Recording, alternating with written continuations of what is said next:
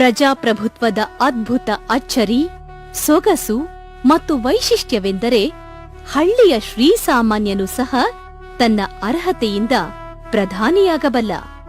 ಅನೇಕರು 10 ವರ್ಷಗಳಲ್ಲಿ ಮಾಡಬಹುದಾದ ಸಾಧನೆಯನ್ನು ಗೌಡರು ಕೇವಲ 10 ತಿಂಗಳಿನಲ್ಲಿ ಮಾಡಿದರೆನ್ನುವುದಕ್ಕೆ ಅನೇಕ ಪುರಾವೆಗಳಿವೆ.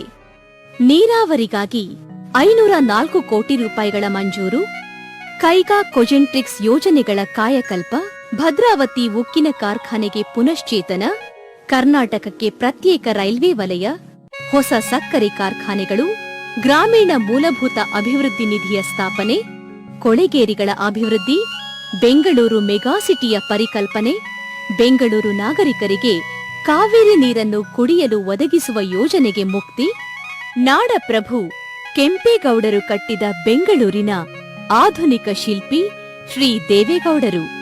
ಈ ಮಹಾನಗರಕ್ಕೆ ಮೇಲು ಸೇತುವೆಗಳ ನಿರ್ಮಾಣದ ಮೊದಲ ಕನಸು ಕಂಡವರು ಅವರೇ.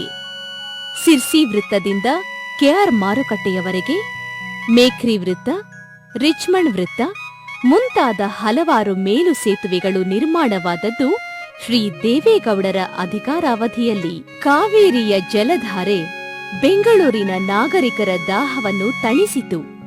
ಇದಕ್ಕೆ ಮೂಲ ಕಾರಣ ಶ್ರೀ ದೇವೇಗೌಡರು. ಅತ್ತ ಲಕ್ಷಾಂತರ ಎಕರೆ ಕೃಷಿಗೂ, ಇತ್ತ ಮಹಾನಗರ ಮತ್ತು ಸಣ್ಣ ಪಟ್ಟಣಗಳ ಜನತೆಗೂ ಕಾವೇರಿಯ ನೀರು ಲಭಿಸುವಂತಾಗಲು ಶ್ರೀ ದೇವೇಗೌಡರ ದೂರದೃಷ್ಟಿಯೇ ಕಾರಣ.